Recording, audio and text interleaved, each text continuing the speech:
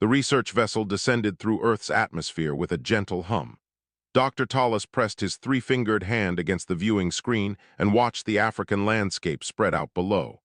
Red soil stretched to the horizon, dotted with scattered trees and golden grass that swayed in the wind. This was his 17th planetary survey, but Earth made him nervous in ways other worlds did not. The reason sat in a file on his data tablet. Honey badger. Scientific name, Mellivora capensis. Threat assessment, extreme aggression relative to body mass. The creature weighed perhaps 15 kilograms but had a documented history of attacking animals 50 times its size. Tallis's superiors at the Galactic Conservation Corps wanted it cataloged before Earth joined the wider community. They needed to know exactly how dangerous this planet's wildlife truly was. His pilot, a cautious female named Riss, brought them down near a watering hole. The landing kicked up dust that settled slowly in the afternoon heat. Tallis gathered his team of 4 scientists and checked their equipment one final time. Shields, scanners, sample collectors. Everything they needed to observe from a safe distance. They stepped out into air so hot it felt solid. Tallis's scales itched under his protective suit. His homeworld had no concept of this kind of heat. 2 suns warmed his people, yes, but with gentle consistency. Earth's single sun beat down with focused intensity that made him understand why humans built their cities with so much shade. His scanner beeped almost immediately. Biosignatures everywhere. Insects, birds, small mammals in the grass. Larger signatures, too, spread across the savanna. This planet teemed with life in a way that felt almost excessive. Most civilized worlds had reduced their fauna to manageable levels generations ago. Earth still hosted thousands of species, many of them predatory. The team spread out in standard formation, keeping their portable shield generator at the center. Tallis moved toward a cluster of rocks near the water, scanning for signs of the honey badger. His database showed they often hunted near such features, seeking prey that hid in crevices. Instead, he found something that made his breathing tubes constrict with alarm. A human child sat in the grass 20 meters ahead. Female, if his limited understanding of human development was correct. Very small. Her skin was dark. Brown and covered with dirt. She wore torn clothing in bright colors and clutched something that might have been a toy or a tool. Her eyes were closed against the sun. Tallis stopped so suddenly that Rin, his junior researcher, bumped into his back. "Is that what I think it is?" Rin whispered. "A human juvenile," Tallis confirmed. "Alone, this cannot be correct. Where are her guardians?" His scanner showed no other human signatures within 5 kilometers. The child appeared abandoned, though that made no sense. Humans were fiercely protective of their young according to every report he had read. They did not leave offspring unattended in wilderness areas filled with predators. "We should retrieve her," Rin said, already moving forward. "She requires immediate assistance." The grass exploded with movement. A dark shape burst from cover 10 meters to their left, moving with impossible speed. Tallis's combat training kicked in and he activated the shield generator, creating a shimmering barrier between his team and the charging creature. The thing hit the shield and bounced back, landing in a crouch that radiated pure fury. The honey badger. Tallis recognized it from his files, though seeing it in person was entirely different from viewing images. The creature was perhaps a meter long, built low to the ground with powerful shoulders and claws designed for digging. Its face bore distinctive white markings that made its black eyes stand out with unsettling intelligence. Those eyes fixed on Tallis with absolute focus. The badger did not attack the shield again. Instead, it positioned itself directly between the research team and the human child. It made a sound like gravel grinding against metal, a warning that needed no translation. "Come closer and suffer." "Fascinating," Tallis breathed. "The creature is not hunting, look at its positioning." Rin adjusted her scanner. "Defensive posture, it is protecting the human offspring." "That should not be possible. The database lists this species as solitary and highly aggressive. There is no precedent for interspecies guardianship behavior." One of the other researchers, an elderly male named Gorth, moved slowly to the right, trying to get a better angle on the child. The honey badger tracked his movement instantly and charged 3 steps in his direction, stopping only when Gorth retreated.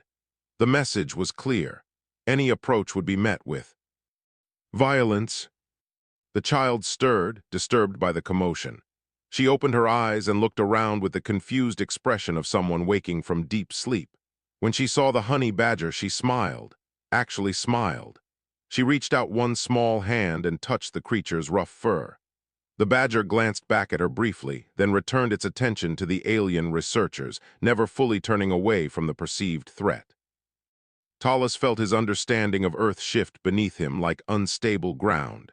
This child showed no fear of a creature his own people would classify as a clear and present danger. The creature, in turn, had somehow bonded with her strongly enough to fight off anything that approached. The relationship defied every protocol in his database. "We need to contact local authorities," he said quietly.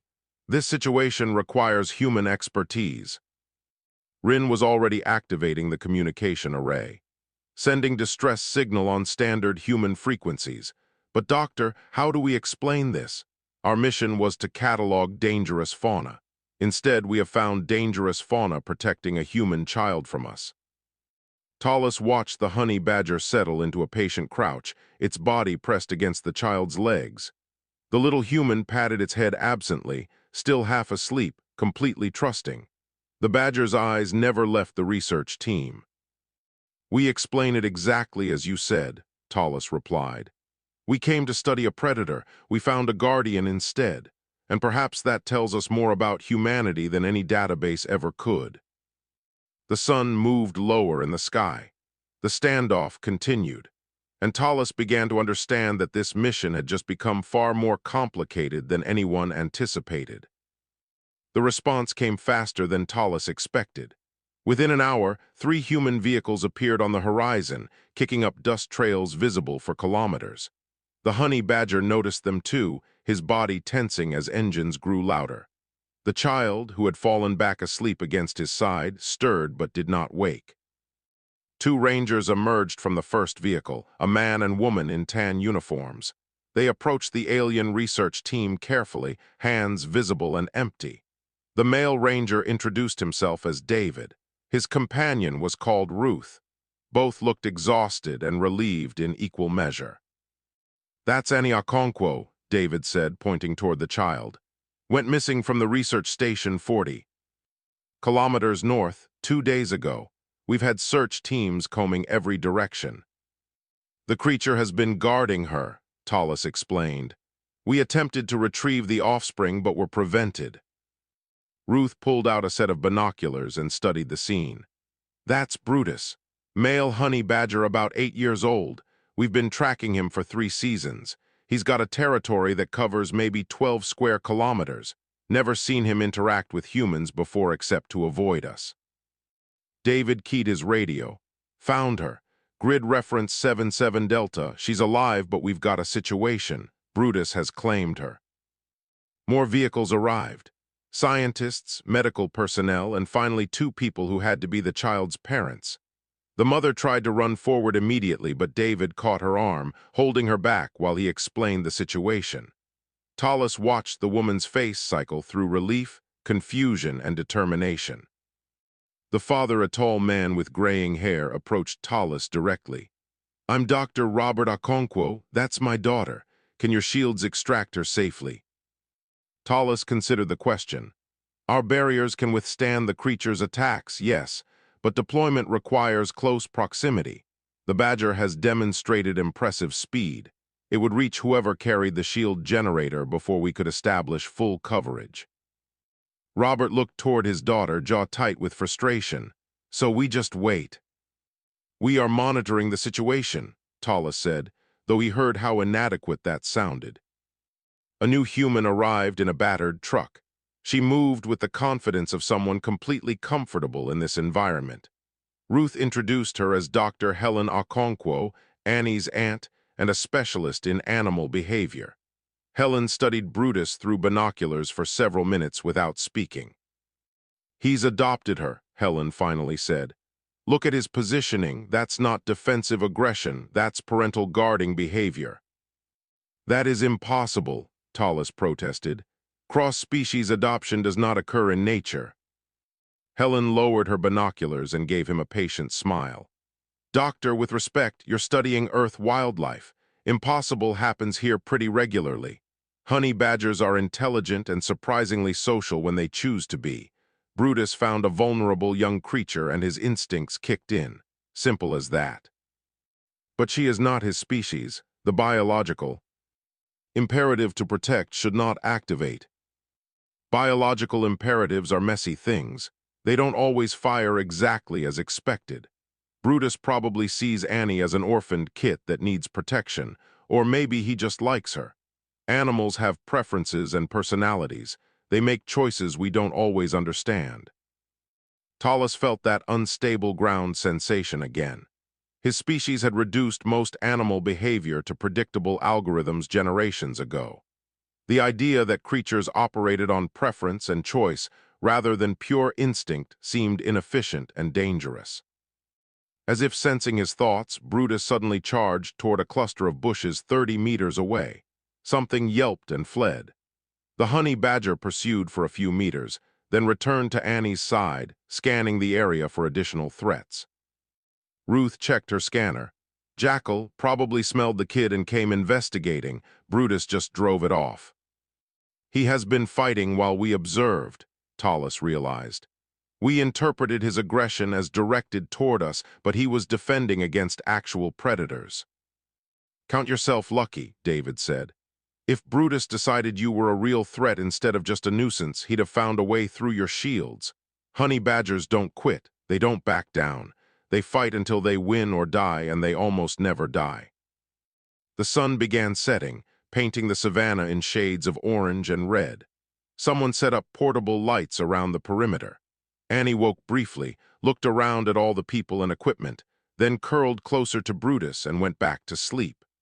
The honey badger accepted her weight against his body without moving, his eyes reflecting the artificial light as he maintained his vigil. Helen tried approaching with food, moving slowly and speaking in soft tones. Brutus watched her come within 15 meters before making that grinding gravel sound. She stopped immediately and set down a bowl of water and some meat, then retreated. The honey badger sniffed the air but did not investigate the offerings. "He doesn't trust us yet," Helen said. "Might take days." "The child requires hydration and medical attention," Tallis pointed out. "Days may be too long." "Annie's tougher than she looks. Kids are resilient. She's survived 2 days already. She can make it another night if we're careful." Tallis returned to his ship and reviewed the day's recordings. His team had documented something unprecedented. A creature known for extreme aggression had formed a protective bond with a human child. It had fought off multiple predators while refusing to abandon its post. The behavior suggested intelligence and emotional complexity his database never mentioned. More importantly, the humans were not responding with force. They could have deployed weapons or heavy sedation. Instead, they brought patient experts who talked about earning trust and respecting the creature's choices. They treated the honey badger as a rational being rather than an obstacle to be eliminated. Rin appeared at his shoulder, watching the same footage. "Our initial assessment was incorrect, Doctor. Humans do not dominate their predators through superior force. They coexist with them through something else." "Understanding," Tallis said quietly. "They try to understand first, then act. It is inefficient but perhaps more effective than our methods." Outside, Annie slept peacefully under the stars, guarded by a creature that should have been her enemy. The standoff continued into its second night, and Tallis began composing a report that would change how the galaxy viewed humanity forever. Dawn broke over the savanna with colors that reminded Tallis of chemical fires. Pink and orange light spread across the grassland, revealing a landscape that looked both beautiful and hostile. Annie still slept beside Brutus, who had not moved from his protective position all night. Tallis's sensors showed the honey badger had remained alert through the darkness, his head snapping toward every sound. Helen Okonkwo had not slept either. She sat cross-legged 20 meters from the pair, close enough to observe but far enough to avoid triggering Brutus's defenses.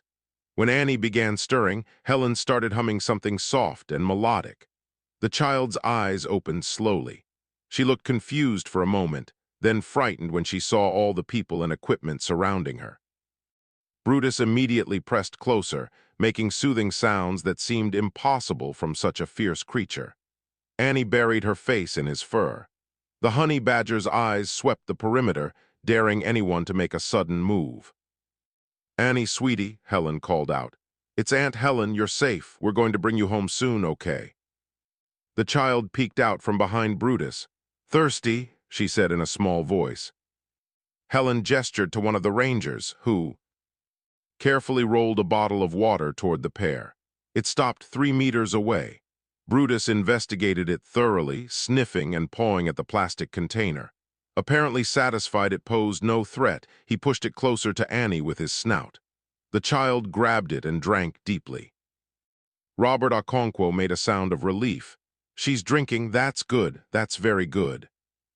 Tallis moved closer to the human father. "Your species displays remarkable patience. My people would have deployed extraction teams by now." "And Brutus would have torn them apart defending her," Robert replied.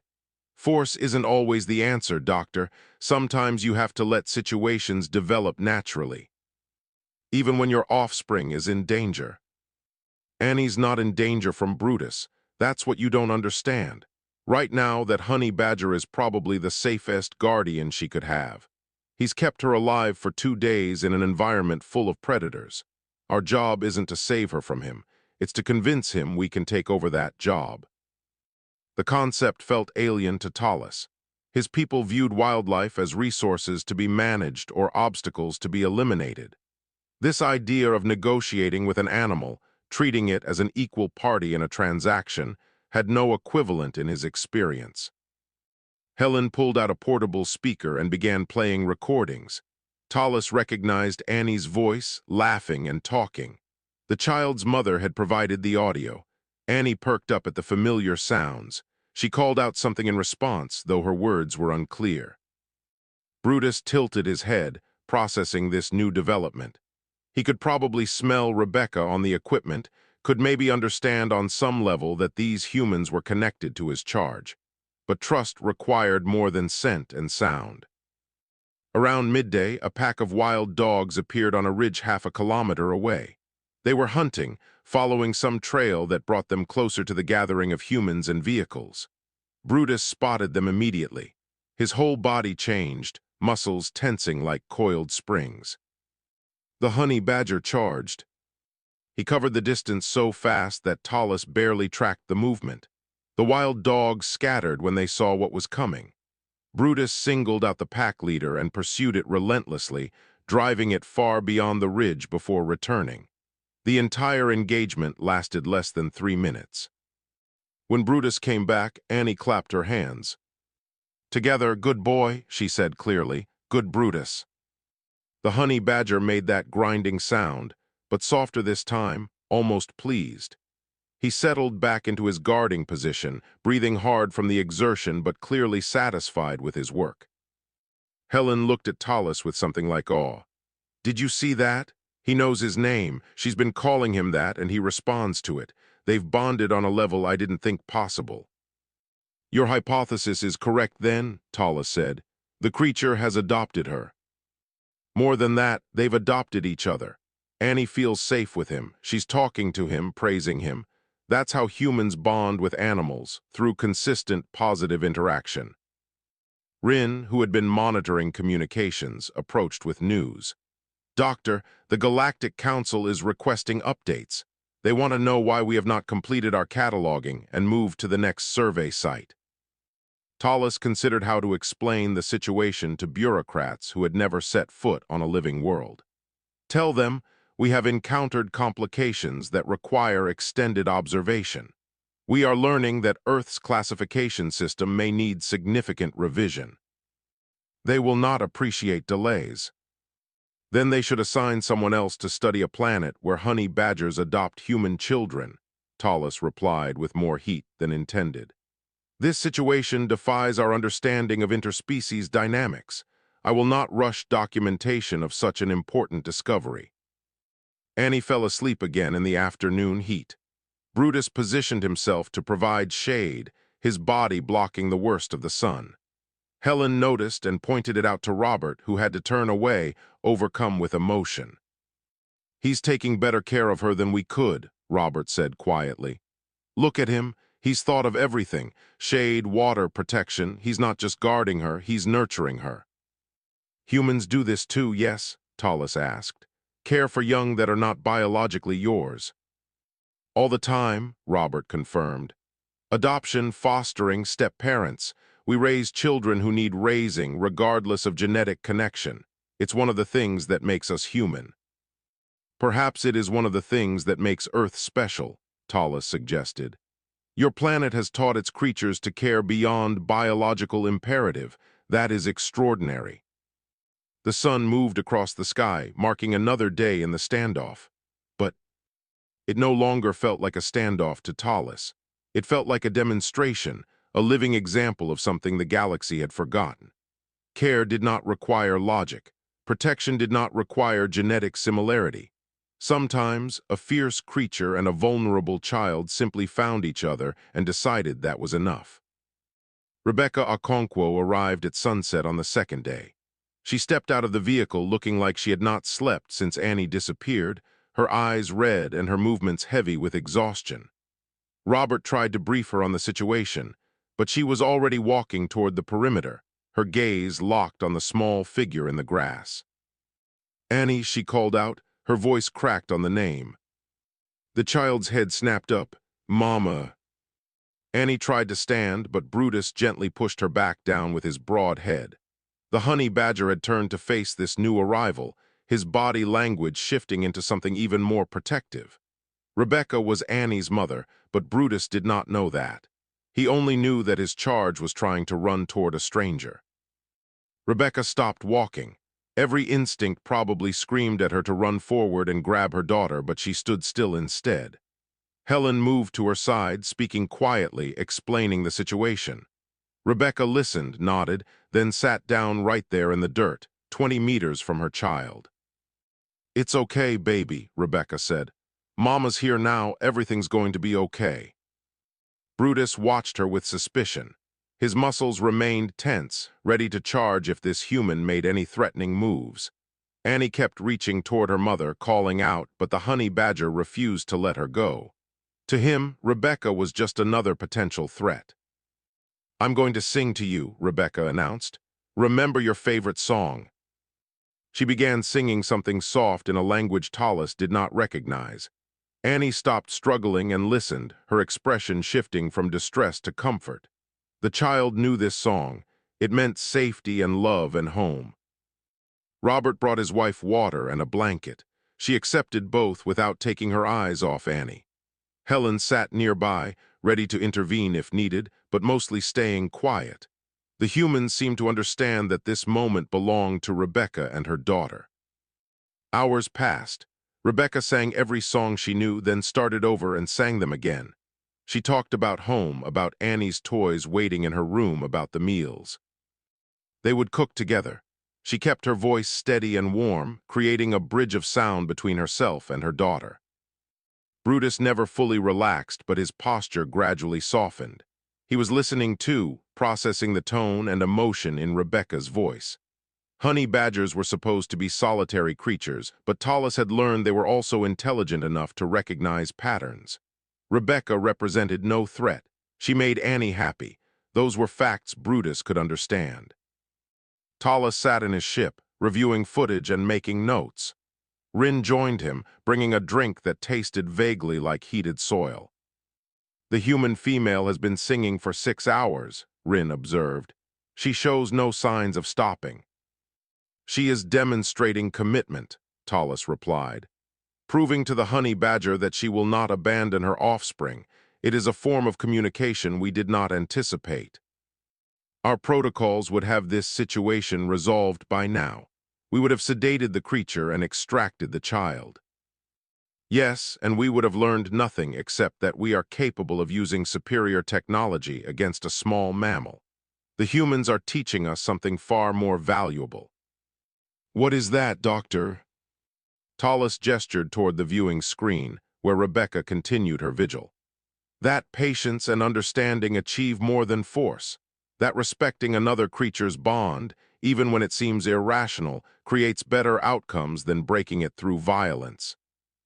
Annie fell asleep as darkness settled over the savanna.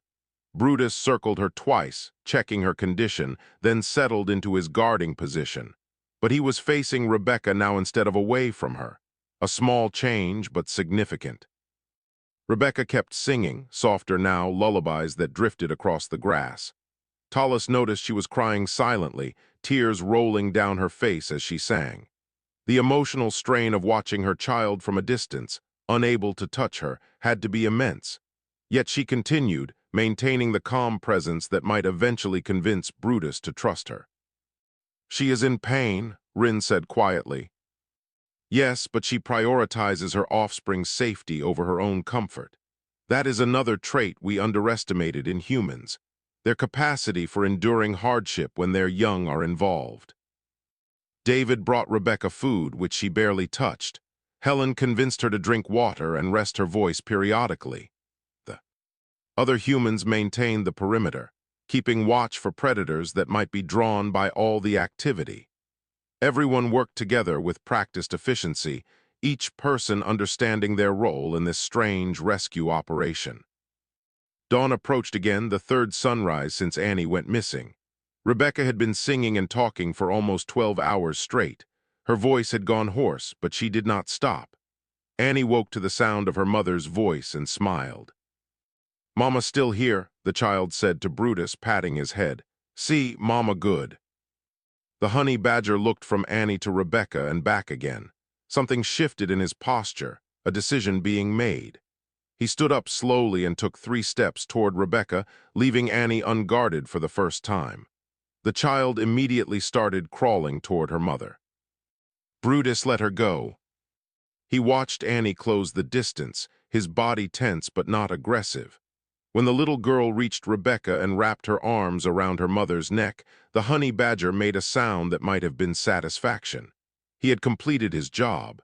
The rightful guardian had proven herself worthy. Rebecca was crying openly now, clutching Annie and checking her for injuries. Helen approached slowly, bringing medical supplies. Brutus allowed this, though he remained close, monitoring the situation. "Good boy," Annie said, reaching back to touch Brutus one more time. "Good Brutus, thank you." The honey badger bumped his head against her hand, accepting the gratitude. Then he turned and walked toward the tall grass, his duty complete. He paused at the edge of the perimeter, looked back once to ensure Annie was truly safe, then disappeared into his territory. Tallis recorded the moment carefully. This was not just a rescue. It was proof that Earth's creatures operated on principles the galaxy had forgotten, guided by bonds that transcended logic and reason. Annie spent 2 days in the hospital being checked and treated for dehydration and exposure. She talked constantly about Brutus, describing how he had brought her water from a stream, how he had scared away scary animals with teeth, how he had let her sleep against his warm belly when the nights got cold. The doctors documented everything while treating her minor injuries. Tallis visited the hospital with Helen's permission.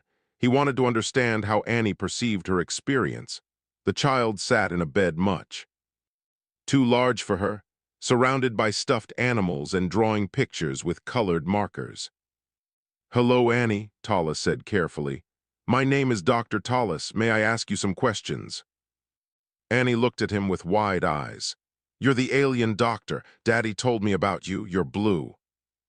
"Yes, I am. I wanted to ask about Brutus. Were you scared when you first met him?" "No, he found me when I was lost. I was crying because I couldn't find Mama and Daddy. Brutus came and he made a funny noise and I stopped crying." "You were not afraid of him?" Annie shook her head firmly. "He's nice. He gave me water and kept the mean animals away. He's my friend." Tallis sat down in a chair designed for human proportions. On my world, we do not have friendships with animals. They are too different from us. How did you know Brutus wanted to be your friend? He stayed with me. Friends stay. Even when you're scared or sad or lost, friends stay. Annie went back to her drawing, which appeared to be a honey badger rendered in enthusiastic purple marker.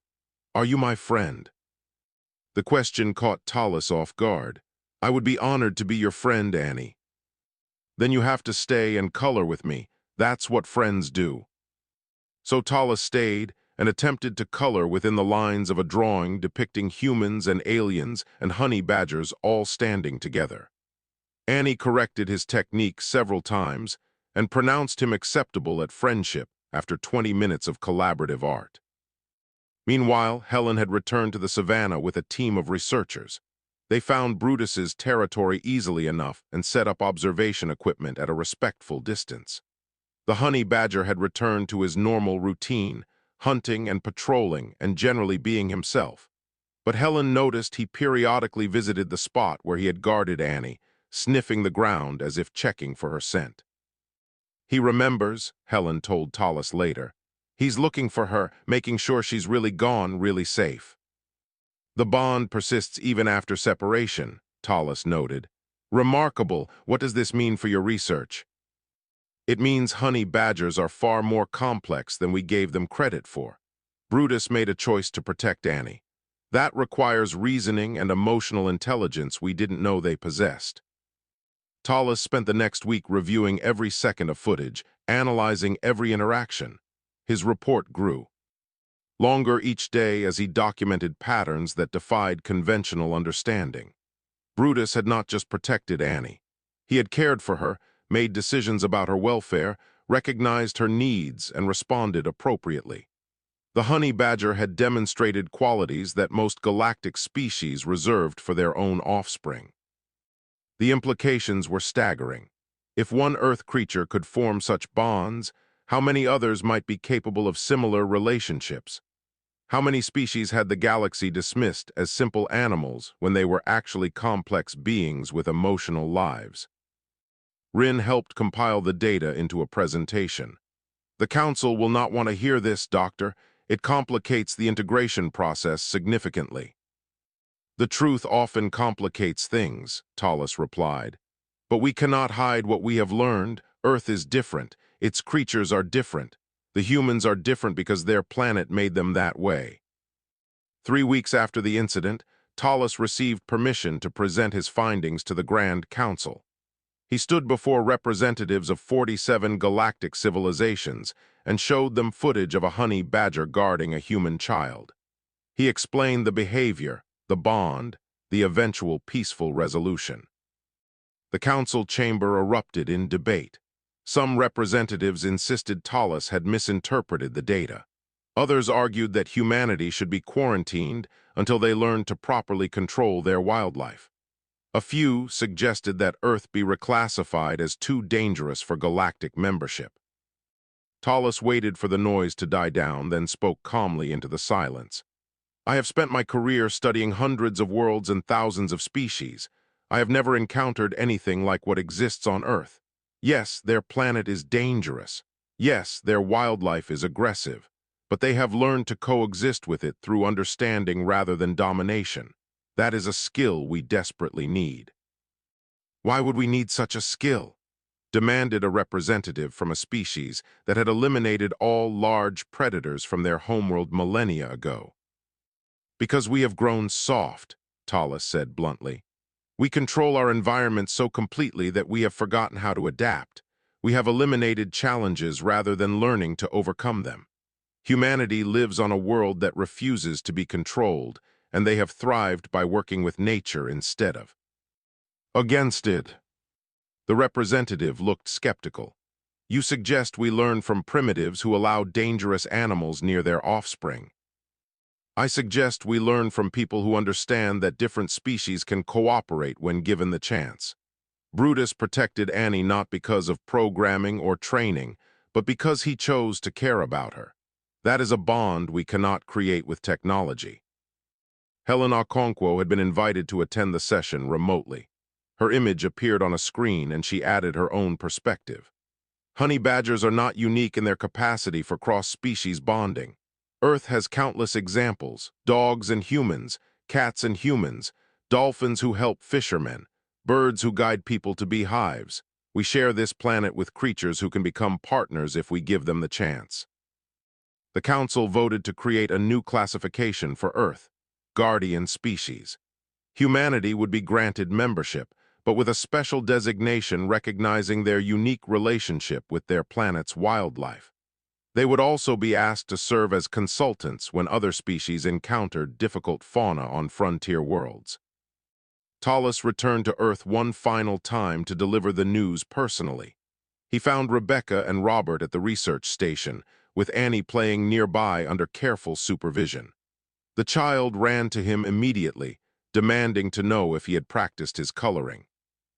"I have," Tallis assured her, "and I have news for your parents."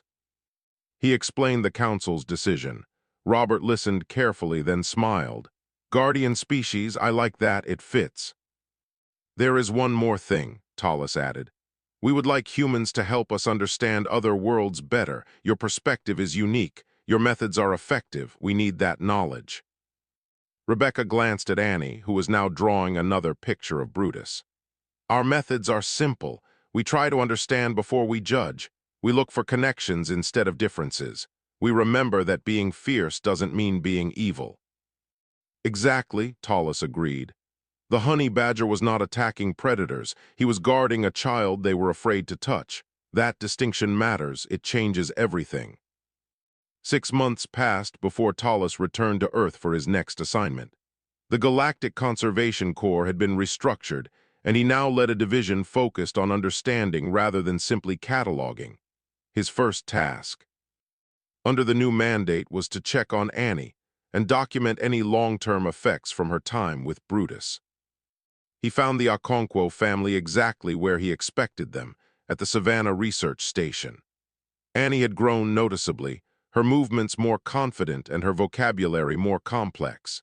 She greeted Tallis like an old friend and immediately showed him her collection of animal drawings, now much more detailed and accurate. "I've been studying," Annie announced proudly. "I'm going to be an animal doctor when I grow up, like Aunt Helen." "That is an excellent choice," Tallis said. "Your experience with Brutus gives you unique insight." "Do you want to see him? We visit sometimes." Rebecca appeared in the doorway, wiping her hands on a towel. "Only from a distance, with rangers supervising. We don't interfere with his territory."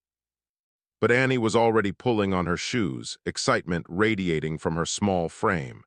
"Come on, Dr. Tallis, you have to see him. He's doing really well." The group traveled to the observation point in a quiet electric vehicle.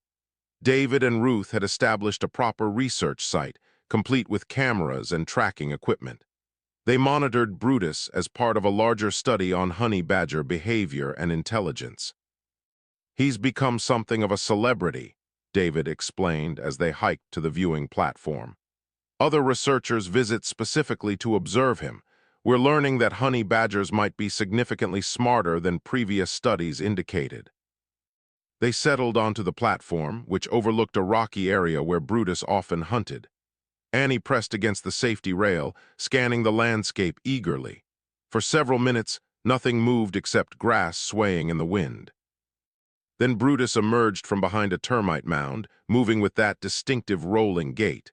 He was digging for something, his powerful claws tearing through hard earth. Annie made a small, happy sound, and somehow, impossibly, Brutus seemed to hear it. His head came up, swiveling toward the observation platform. "He knows we're here," Helen whispered. "He can probably smell Annie from this distance." The honey badger sat back on his haunches, staring directly at their location. For a long moment, he simply watched. Then he made that grinding gravel sound and went back to digging, apparently satisfied that Annie was safe and well. "Does he do this often?" Tallis asked. "Every time she visits," Ruth confirmed. "He checks on her, then goes back to his business. It's like he's making sure she's still okay." Annie waved even though Brutus was no longer looking. "Hi, Brutus. I'm doing good. I'm learning about animals." The honey badger paused his digging for just a second, as if acknowledging her voice, then continued hunting. The message was clear. He remembered, he cared, but their lives had diverged and he had accepted that. Tallis recorded the encounter carefully, adding it to his growing database of human-animal interactions. This was the follow-up data the Council requested, proof that the bond between Annie and Brutus had been real and lasting, even if it had transformed into something different over time. Later that day, Tallis met with a group of human researchers who were compiling what they called the Guardian Protocol. It was a framework for approaching wildlife with respect and understanding, designed for use by galactic survey teams. Helen led the presentation, explaining how to recognize defensive versus aggressive behavior, how to establish non-threatening presence, how to allow animals time to assess situations. "The key is patience," Helen said. "Most creatures don't want conflict. They want safety and resources. If you're not threatening those things, you can usually coexist peacefully." One of the protocols specifically addressed situations like Annie and Brutus, when wildlife formed protective bonds with vulnerable individuals. The recommendation was clear: work with the animal, not against it. Prove trustworthiness. Allow the creature to make choices. "This is the opposite of our standard procedures," Tallis noted. "We are trained to control situations, not collaborate with them." "That's why you needed humans to teach you," Helen replied with a gentle smile. "We grew up on a planet that refused to be controlled. We learned to adapt or die. Turns out adaptation works better than domination in the long run." Tallis spent his final evening on Earth sitting with Annie while she drew pictures of various animals. She had developed a special interest in cross-species friendships, filling notebooks with images of unlikely animal pairs who had bonded in nature. "Why do you think Brutus helped you?" Tallis asked. Annie considered the question seriously. "Because I needed help and he could give it. That's what you do when someone needs help. You help them. Even if they are different from you. Especially if they're different. Different friends teach you new things. Brutus taught me to be brave. He taught me that fierce things can also be kind things. He taught me that family isn't just people who look like you." Tallis felt something shift in his understanding. This child, barely 4 years old, had articulated a truth that galactic civilization had forgotten. Care and protection were not limited by species or appearance. They were choices made by individuals who decided that another's welfare mattered. The next morning, Tallis prepared to leave Earth. Annie gave him a drawing to take back to the Council, a picture of humans and aliens and honey badgers all standing together under a bright sun. At the bottom, she had written in careful letters, "Friends stay." "I will show this to the Grand Council," Tallis promised. "I will make sure they understand what I have learned here." "Tell them about Brutus," Annie said. "Tell them he wasn't mean, he was protecting me." "I will tell them that the honey badger was not attacking predators," Tallis replied. "He was guarding a child they were afraid to touch. I will tell them that Earth has taught its creatures to care beyond instinct, to protect beyond biology, to love beyond reason. And I will tell them that humanity exemplifies these traits better than any species in the galaxy." As his ship lifted off, Tallis looked down at the savanna one final time. Somewhere in that vast grassland, a honey badger patrolled his territory, occasionally checking a certain spot where he once guarded a small human child. The bond had changed form but never broken. That was Earth's gift to the galaxy, proof that connection transcended logic, that care required no genetic similarity, that fierce guardians could be found in the most unexpected places. The Galactic Council would learn these lessons, whether they wanted to or not. Humanity had earned its place among the stars, not through technology or conquest, but through their profound understanding that all beings, no matter how different, deserved protection and respect. And sometimes, that protection came from a honey badger who simply decided a lost child mattered enough to fight for. Earth had become not just another member world, but a teacher for civilizations that had forgotten how to listen to their own wild hearts.